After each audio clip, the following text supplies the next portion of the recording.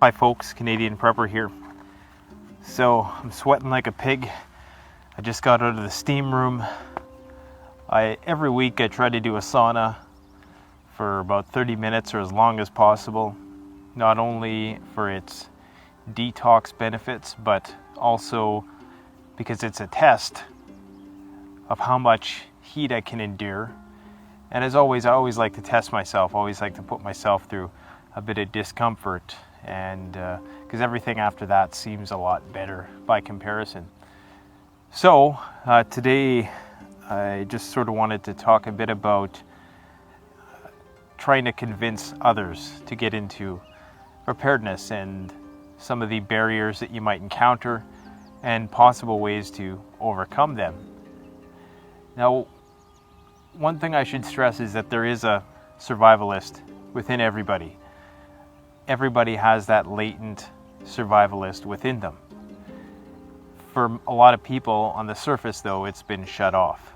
And I can relate to this because before I ever, cared 2 cents for preparedness, if somebody came to me and said, hey, you should be a prepper, or you should be concerned with survivalism, I would probably laugh at them. Actually, I'd probably go a step further, and I would maybe even be hostile towards them because I was programmed in such a way, probably born out of this unconscious understanding that I wasn't prepared at all, and the only way I could justify that was by disproving or rejecting that view entirely, saying, no, you're crazy to do that. And that's what I think a lot of non-preppers do.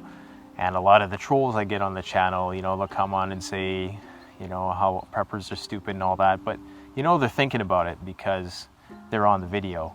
And really, I think a lot of those people are in the first stages of becoming a prepper, because at first you resist it. At first it's like, oh, this is ridiculous, this is preposterous, but slowly but surely, you start to figure it out. You start to realize, well, shit, there's probably something to this.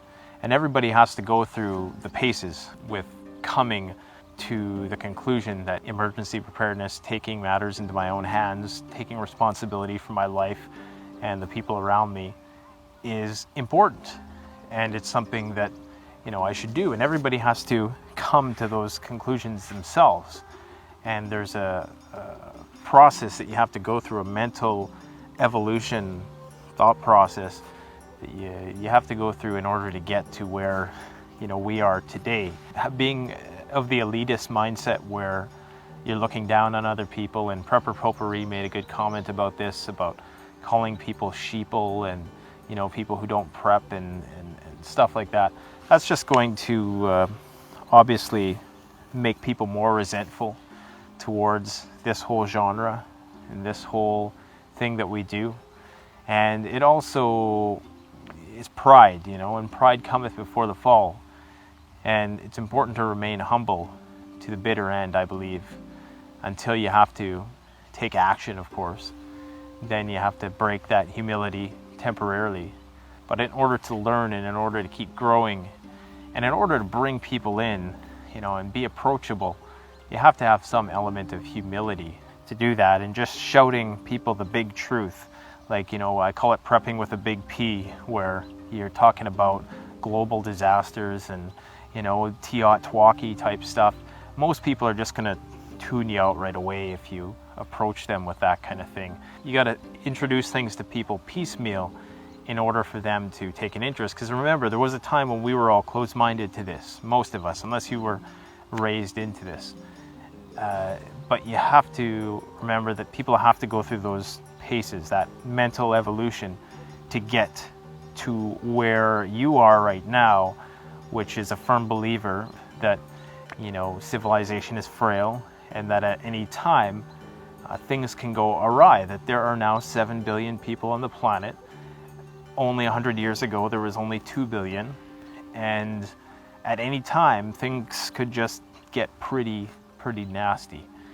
And it seems to be accumulating into something like that. But you don't want to introduce it like that. So an effective way to do this is just to bring the family together and watch a documentary about, you can watch the American Blackout or Britain Blackout.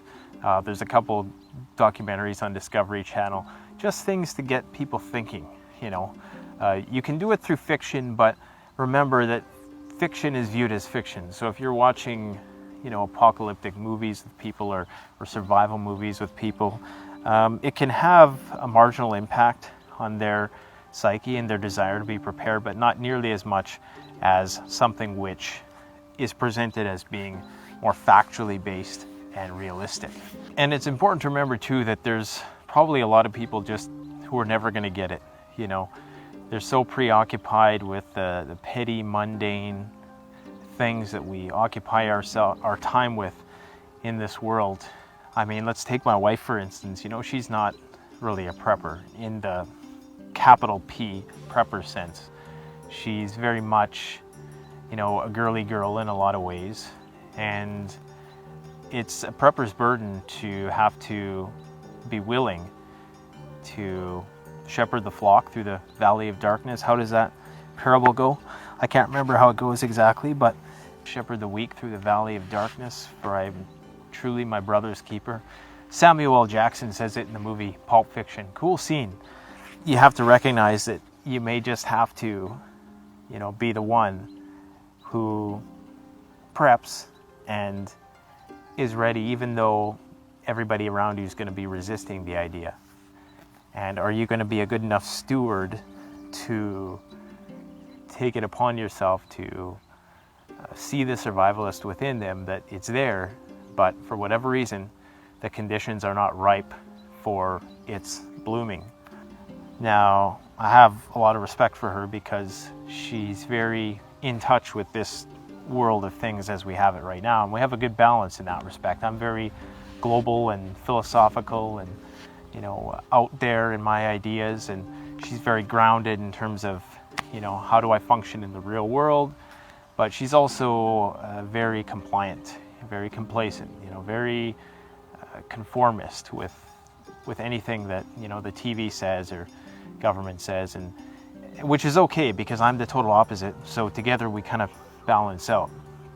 But what I was trying to say with all this is that I have to take responsibility for that. I have to accept that maybe her inner survivalist is not going to wake up, and I have to be willing to pull that weight for now until the time comes that perhaps it does, because I know that that's a great way to ruin a relationship, is to try to force it on somebody who is not interested in it, and you're just going to come off as crazy, and you're going to ruin relationships, not just close relationships, but your secondary and tertiary relationships with people, work, school, whatever. Some people just aren't born with that natural deviant tendency, and there's three types of intelligence, I think, and one of these is something that I've made up. I haven't made it up, it's a phenomena, I just gave it a name. There's IQ, which is your intelligence quotient, which measures the knowledge that you have, problem-solving skills. There's EQ, which is emotional quotient or emotional intelligence, social intelligence. Street smarts could be possibly lumped into there. Very much different from IQ. You can have very high IQ and have no social skills whatsoever. And there's also something, I'm gonna say it's explicit lyrics coming up here, so if you don't like bad words, then plug your ears. But there's IQ, EQ, and fuck you. And fuck you is basically a person's deviant abilities, a person's rebelliousness, your ability to resist and not want to go against the grain and not conform. There's an intelligent aspect to that, not just in a contrarian sense where you're just constantly resisting everything, but in a very surgical sense where you're not just some pushover. You're not just somebody who's always going to accept what they're told. You're going to challenge things and you're going to think critically. That's fuck you, and it's different from IQ. IQ is your ability to problem solve and the knowledge that you have stored in your brain And FQ is independent of that. It's like the rebel quotient. It's like the libertarian quotient almost. Like your desire to be independent and go your own way. And you need that because that's really the essence of creativity. Is your desire to want to do something innovative, unique, avant-garde, to push things forward. And fuck you has been essential in our evolution. It's the only thing that's fueled our evolution, really.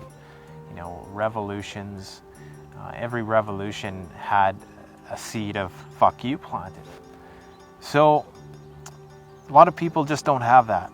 I think you need that in order to be a survivalist or prepper. You have to have some deep-seated skepticism about the system in order to be where we are. I don't think that there's any survivalist or prepper who's just mainstream in their views to the core. I think it's impossible to do that and then want to live such an independent lifestyle. It's an independent lifestyle. So just the fact that you want to be self-reliant means that on some mental level, you also want to be self-reliant. So in trying to convince others to prepare, bear in mind that some people will never be woken up, so to speak. And I don't even like saying that because it's kind of derogatory to say that people are asleep if they're not preppers. But in some cases, as we all know, it's not a very rational place to be at this stage in the game of the human race. It's like Lawrence Fishburne says to Keanu Reeves in The Matrix. It's like, you take one of these pills and it's like a symbol of your desire to go deeper into the matrix, right? So if there's no desire there to go into it, you can beat a dead horse as long as you want.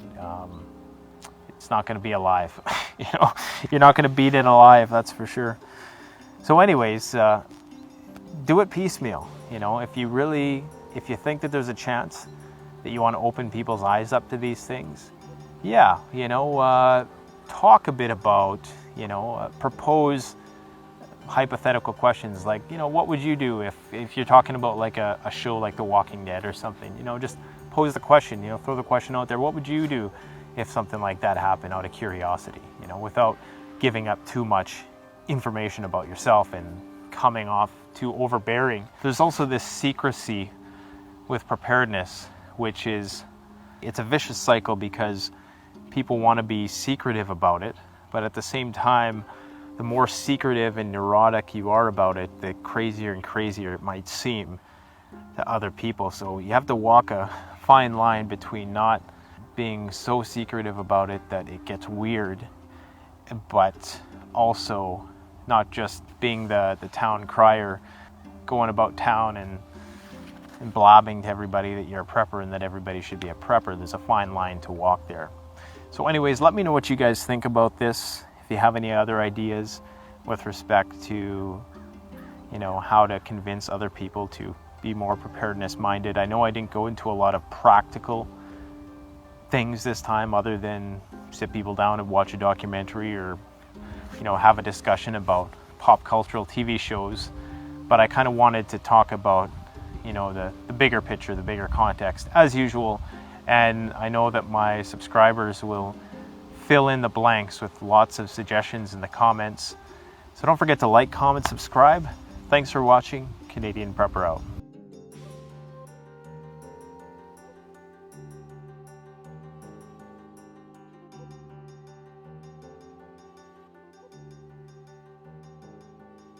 Check out the Canadian Preppers Network blog, an excellent resource for survivalists and preppers.